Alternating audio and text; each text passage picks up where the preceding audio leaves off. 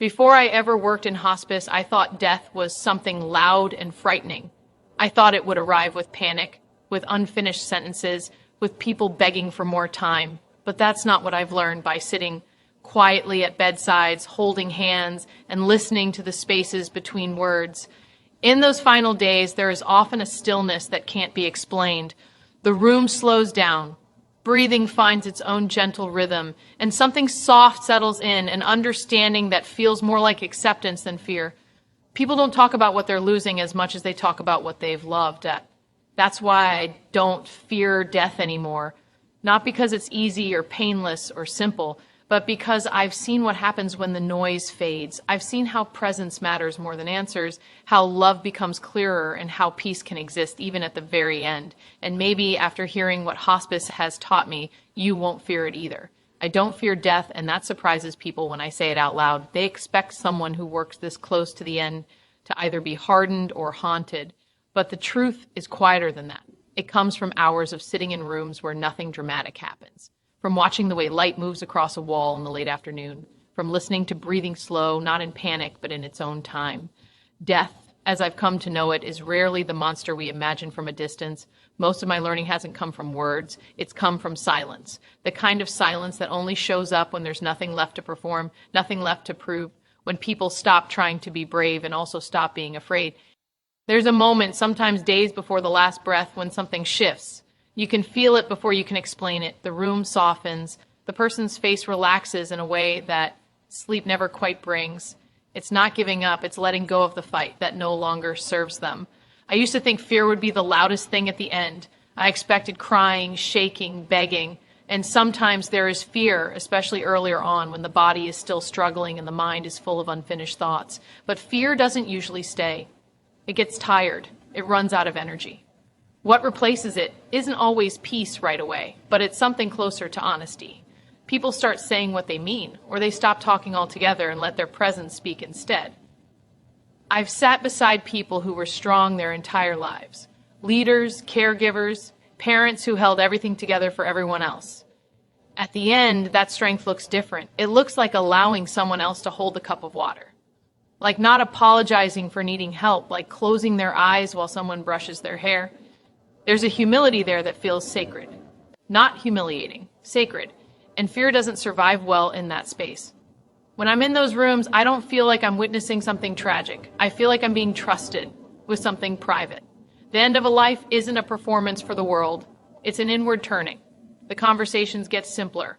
People talk about the smell of rain from their childhood, about a dog they once loved, about a song they can't quite remember but still feel in their chest. Regrets come up sometimes, yes, but not in the dramatic way movies show. They come up softly, like someone finally setting down a heavy bag they've been carrying too long.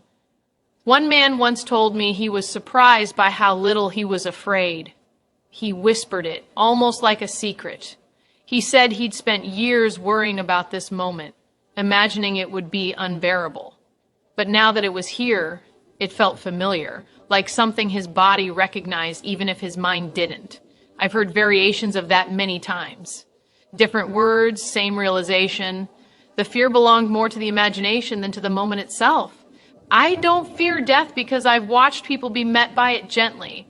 Not always pain-free, not always easy, but gently in the way that matters most. The body knows how to do this, just like it knows how to be born, how to breathe without instruction, how to heal a cut. There's an intelligence there that doesn't ask our permission. When we stop fighting it, things often become calmer. Family members are usually more afraid than the person who is dying. I see it in their eyes, in the way they hover, in the way they keep asking if it's time yet or if something terrible is about to happen. They're afraid of witnessing suffering, afraid of the unknown, afraid of the moment after, when the room will feel too empty. And that fear is real and human, but I've also seen families relax when they realize nothing frightening is happening right now, that the person they love is not being taken violently, but slowly, almost respectfully. There's a kind of permission that shows up near the end, permission to rest, permission to stop explaining yourself, permission to be exactly as you are. People who spent their lives worrying about being useful or needed often struggle with this at first. They apologize for sleeping so much, for not talking, for not being good company. And then, little by little, they stop apologizing. They accept that being is enough. I don't fear death because I've seen how much love gathers around it. Even in rooms where relationships were complicated, something often softens. Hands are held that haven't been held in years. Words are said that didn't feel safe before. And when words aren't possible, there's still the quiet language of sitting close, of adjusting a blanket, of staying when it would be easier to leave. Fear doesn't have much room when love is doing the talking. There are moments when someone seems to be listening to something no one else can hear. Their eyes move slightly. Their breathing changes. I don't rush to explain it. I don't need to label it. I've learned that not everything needs interpretation. Whatever is happening in those moments belongs to them. And it's often peaceful. Their face smooths out. The tension in their jaw releases. They look less anchored to the room and more anchored to something inward. People sometimes ask me how I can stand being around death all the time. What they don't realize is that I'm around life until the very last second. Real life, unfiltered, without the distractions we usually hide behind. The conversations are honest. The emotions are clean. Even sadness feels pure when it's not mixed with denial. Being present for that has changed me. It's taken away my fear by replacing it with understanding. I've learned that dying is not a single moment. It's a process. And processes can be met with patience. There are ups and downs, good hours and hard ones, but the overall movement is toward less struggle, not more. Toward simplicity, toward quiet, toward rest. When PO allow themselves to follow that movement, instead of resisting it, their bodies often respond with relief. One woman told me she felt like she was slowly setting down responsibilities she'd been carrying since she was a teenager. Each day, one less thing mattered. Bills, arguments, old grudges, they fell away on their own. She didn't have to force it. She just noticed they no longer had weight. What scared her earlier in her illness no longer made sense to worry about. Her world got smaller, but not in a lonely way, in a focused way.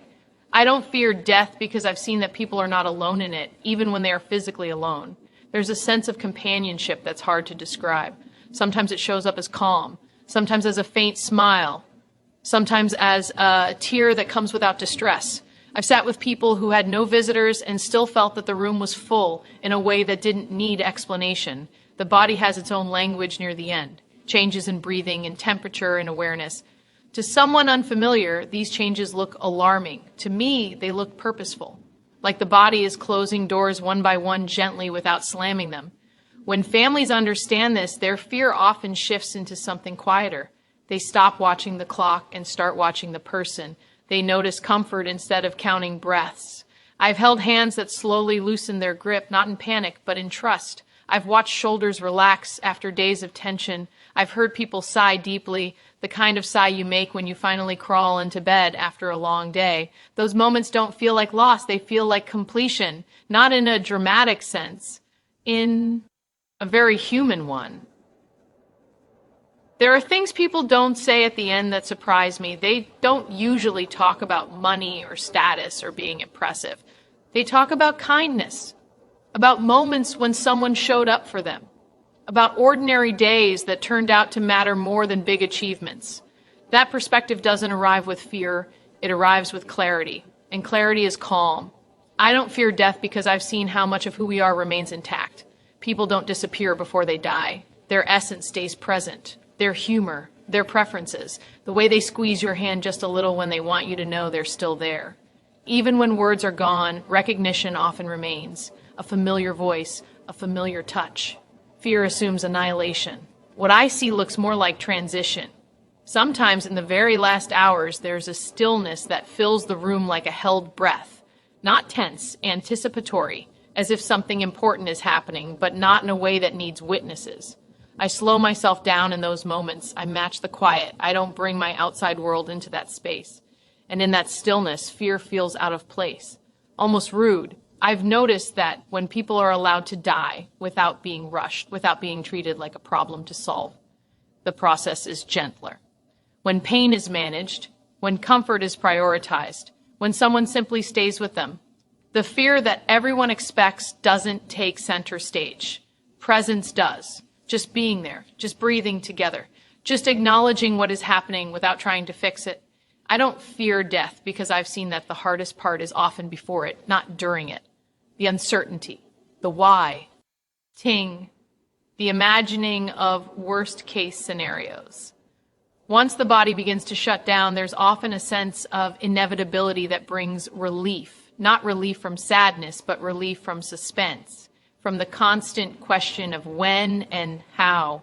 People sometimes ask the dying if they're afraid. Many answer honestly that they aren't anymore, or that they were but not now, or that they're more tired than afraid, tired in a way that makes rest feel welcome. I trust those answers. They're not trying to be brave.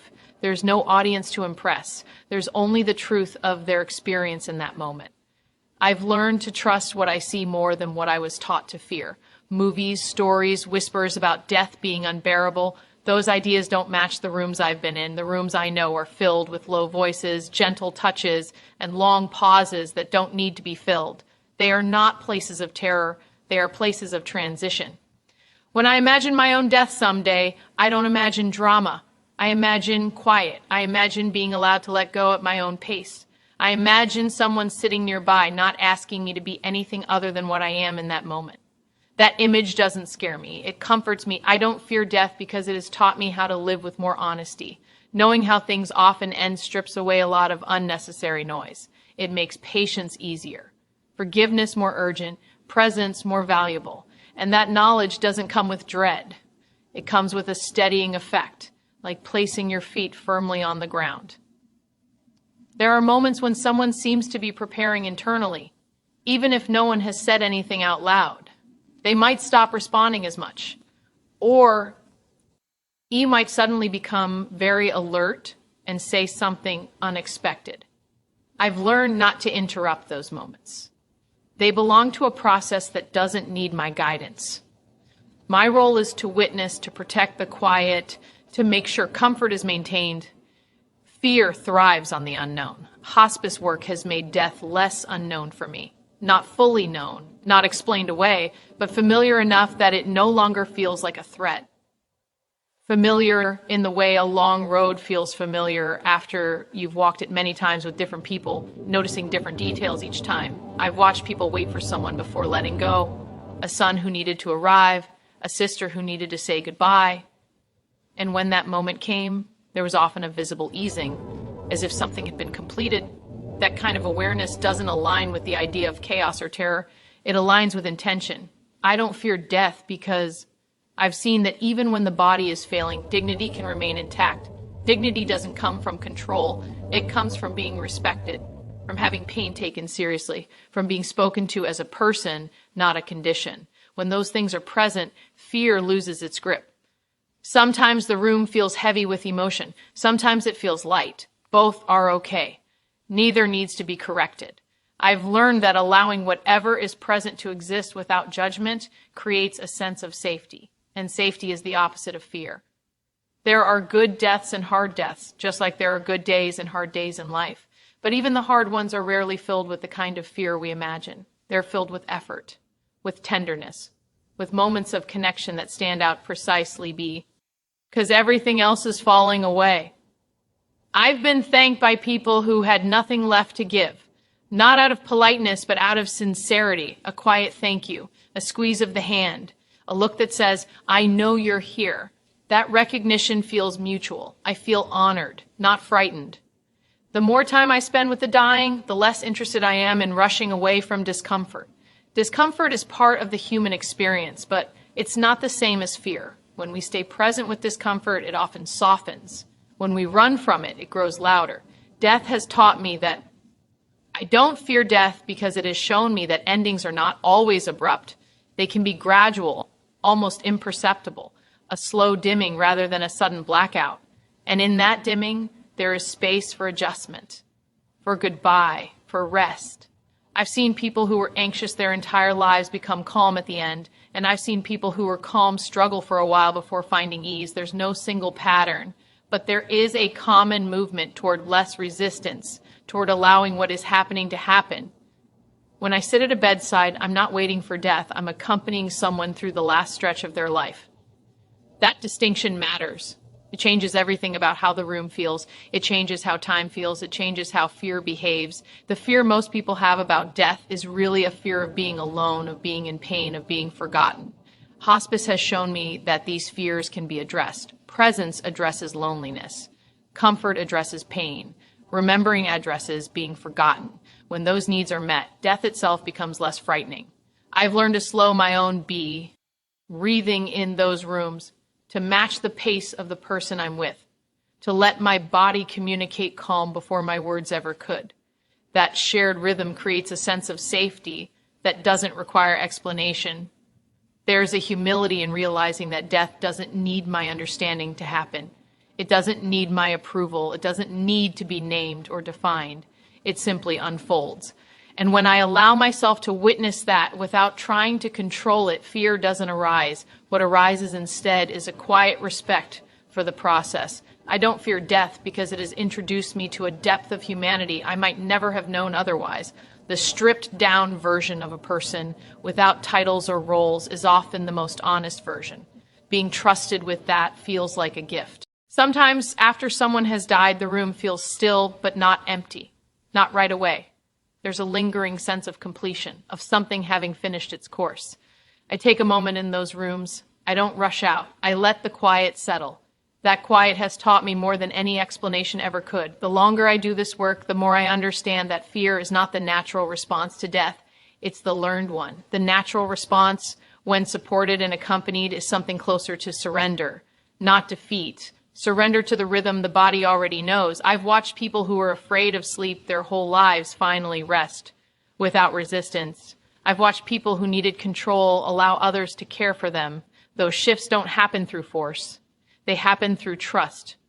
I don't fear death because it has shown me that life doesn't end in chaos as often as we think. It often ends in quiet, in soft voices, in gentle hands, in a slowing that feels intentional. And in that slowing, there is a sense of rightness that doesn't ask to be explained, that simply exists alongside the final breaths, the small movements, the pauses that stretch a little longer each time, the way the room seems to hold still as if listening, the way even those who are watching begin to breathe differently, as though something within them is learning how to be present without needing to understand what comes next. I've learned that fear doesn't disappear because someone explains death in a comforting way. It disappears when love stays present long enough that fear no longer has anything to hold on to. In hospice rooms, love doesn't look dramatic. It looks like someone sitting in a chair all night even though their back hurts. It looks like a warm cloth placed on a forehead without being asked. It looks like silence that doesn't rush to fill itself. And in that kind of love, fear begins to thin out, almost without anyone noticing. I've watched people arrive at the end holding tight to their fear. You can see it in their bodies, the tension in their shoulders, the way their eyes scan the room as if something terrible might happen at any moment. Fear makes them restless. It makes them ask the same questions again and again. What's going to happen next? How much time is left? Will it hurt?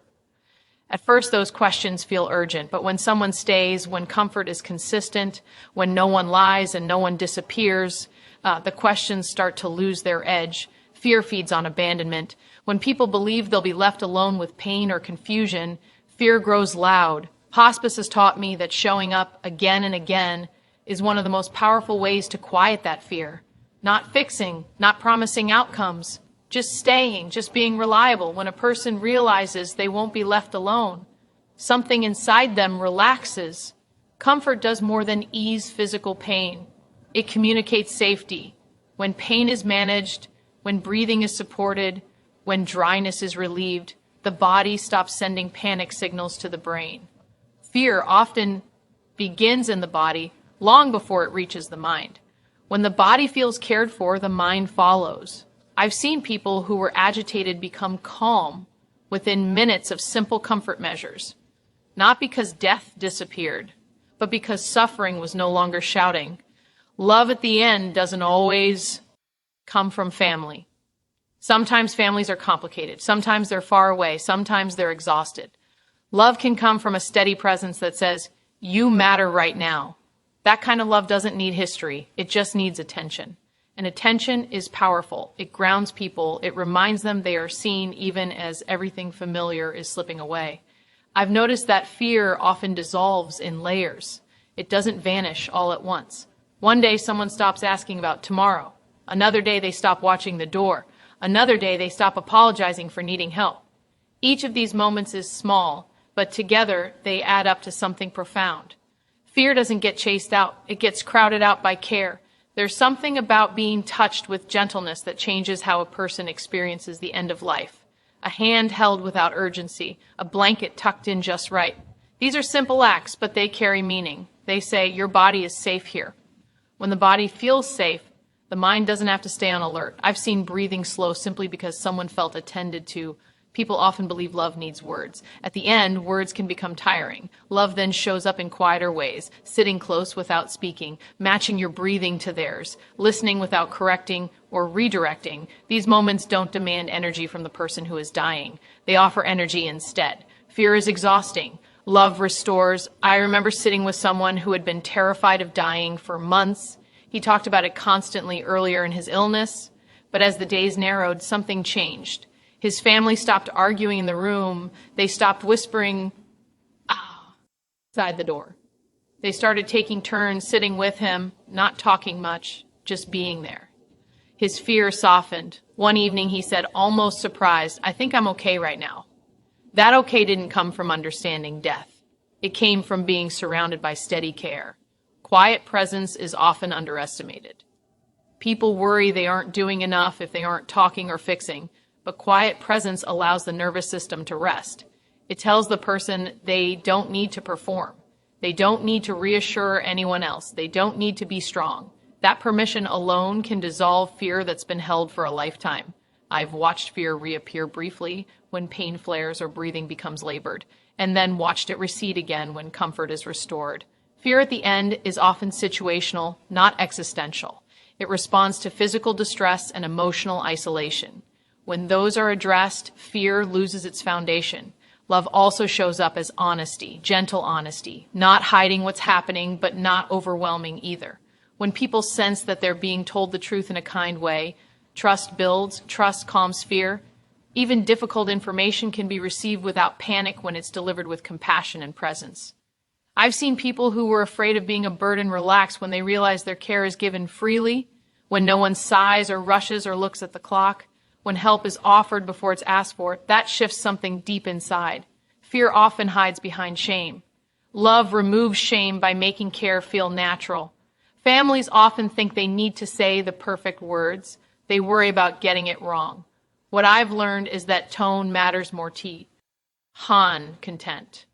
A calm voice saying simple things can be more comforting than a long speech. Even saying nothing, but saying it kindly can be enough. Fear listens closely to tone. There's a moment when people stop fighting the process and start allowing it. That moment doesn't feel like defeat. It feels like relief, and it almost always follows a period of consistent comfort and presence. No one arrives there alone. They arrive there accompanied. I've sat with people who are anxious about what would happen after death, not in a theological way, but in a very human one. What will it be like? Will I know what's happening? Those fears often soften when the present moment feels safe. When now is okay, later doesn't feel as threatening. Love anchors people in now. I've learned that fear speaks louder when rooms are chaotic. Too many voices, too much movement, too much tension. When rooms are calm, when voices lower, when movements are deliberate, fear quiets. Creating that environment is an act of love. It's not about silence for silence's sake. It's about respect for the moment. Comfort at the end also includes emotional comfort, allowing tears without trying to stop them, allowing sadness without rushing to positivity. When emotions are allowed to exist, they don't turn into fear. Suppressed emotions often morph into anxiety. Accepted emotions tend to pass through more gently. I've noticed that fear often belongs more to the people watching than to the person dying. When family members are frantic, the person senses it. When family members are grounded, the person feels it too. Love sometimes means helping the living calm themselves so the dying can rest. That kind of love people's outward touch becomes especially important when words fade. A hand on the arm, a palm on the back, even through gloves, even through blankets, touch communicates presence. It says, you are here and I'm here with you. Fear doesn't survive well in that shared space. I've watched people relax their jaws, unclench their hands, soften their brows when someone they trust is nearby. These physical signs tell me more than words ever could. They tell me fear is loosening its grip. There are moments when someone seems to drift between wakefulness and rest. In those moments, love acts as a gentle anchor, not pulling them back, not pushing them forward, just holding the space. Fear often lives in extremes. Love allows the in-between. I've seen people who were restless finally sleep deeply when the room felt safe. Sleep at the end isn't about escaping. It's about trust.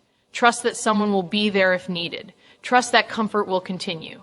That trust quiets fear more effectively than reassurance ever could. When pain is controlled and breathing is supported, the body doesn't need to panic. Fear often arises when the body feels threatened.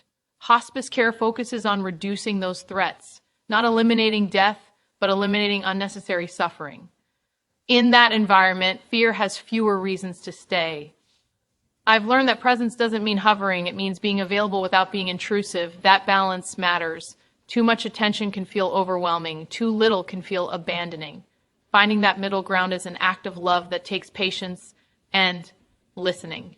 People often worry that acknowledging death will increase fear. In my experience, the opposite is true. When death is acknowledged calmly without urgency, fear settles. Unspoken realities tend to create more anxiety than spoken ones. Gentle acknowledgement creates openness. I've watched fear dissolve during simple routines, turning someone gently, moistening their lips, adjusting a pillow. These acts create predictability. Predictability calms the nervous system. Fear thrives in unpredictability. Love creates a rhythm the body can follow. I've seen people who are afraid of losing control relax when they realize control is no longer required. That realization often comes when care is consistent and respectful. When dignity is preserved, surrender doesn't feel dangerous. Quiet presence also gives people space to process internally. They don't feel pressure to talk or explain. They can turn inward without feeling abandoned. Fear often arises when someone feels rushed. Slowness is a form of love. I've noticed that fear fades faster when the environment feels personal. Familiar objects, soft lighting, a favorite blanket. These things remind people of who they are beyond the illness. Identity grounds them. Fear often comes from feeling reduced to a body. Love restores personhood. I've seen people smile unexpectedly near the end, not because they're happy, but because something feels right. Those moments are small and fleeting, but they speak volumes. They tell me fear is no longer leading. Love at the end doesn't always look gentle on the surface. Sometimes it looks like advocating firmly for comfort, like setting boundaries, like protecting someone's rest. Even that kind of love reduces fear because it creates safety. I've sat with people through long nights where nothing seemed to change. Those hours matter. Fear often rises at night when the world feels empty. Having someone present during those hours can make all the difference. Darkness feels less threatening when it's shared. I've noticed that people often mirror the emotional tone of those around them. When caregivers move slowly, speak softly, and remain steady, fear mirrors that steadiness. Love is contagious in that way. There's a kind of listening that doesn't interrupt, doesn't correct, doesn't hurry. That listening allows people to express fears without amplifying them. When fears are heard calmly, they often lose intensity.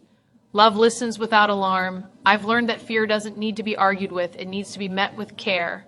Trying to convince someone not to be afraid often backfires. Simply being there while fear passes through is far more effective. Comfort also comes from respecting a person's wishes, how they want the room arranged, who they want present, what music they want, if any. Respect communicates control where control still exists. That reduces fear. I've seen people relax when they realize they don't have to manage other people's emotions anymore.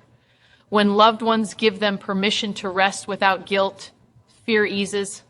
Love sometimes means saying, "You don't need to take care of us right now." As the body weakens, the need for reassurance often decreases. People become more inwardly focused. Love adapts by becoming quieter, less doing, more being. Fear fades as stimulation decreases. I've watched fear return briefly when the room changes abruptly. New faces, loud voices, bright lights, and then watched it settle again when familiarity is restored. Consistency is comforting. I've learned that love at the end is less about intensity and more about steadiness. A steady presence is predictable. Predictability calms fear. Big emotional displays can sometimes feel overwhelming. Quiet consistency feels safe. I've noticed that fear often dissolves when someone feels understood without needing to explain themselves, when caregivers anticipate needs, when care feels intuitive. That kind of attunement is deeply comforting. I've seen people who were afraid of dying alone relax when someone promised simply to stay, not forever, not heroically, just stay for now. That promise often matters more than any other. The end of life strips things down to essentials: comfort, presence, respect. When those are present, fear has little room to operate. It doesn't vanish completely, but it no longer dominates. I've learned that love doesn't remove sadness, and it doesn't need to. Sadness and fear are not the same. Sadness can coexist with calm. Fear usually can't. I've watched people breathe easier when someone speaks to them as if they are still fully there, even when they can't respond. Being spoken to with respect reinforces identity. Identity counters fear. I've noticed that fear often quiets when someone feels permission to let go, not pressure, permission. Love offers permission by not demanding more than the person can give. I've seen moments where a person's entire body seems to soften at once. Those moments often follow hours or days of consistent care. Fear doesn't dissolve instantly. It dissolves through accumulation of safety. I've learned that love doesn't rush the end and it doesn't resist it. It walks alongside. That companionship changes the experience entirely. When I think about why fear fades in these moments, it's not because death becomes less real. It's because love becomes more real, more immediate, more tangible. And in the presence of something real and steady, fear no longer needs to shout, no longer needs to warn, no longer needs to protect, and it gradually steps back as comfort continues, as hands remain warm, as voices stay gentle, as time slows into something softer, something that feels held rather than threatened, something that allows the body to keep releasing tension, breath by breath, moment by moment, without needing to brace itself for what comes next.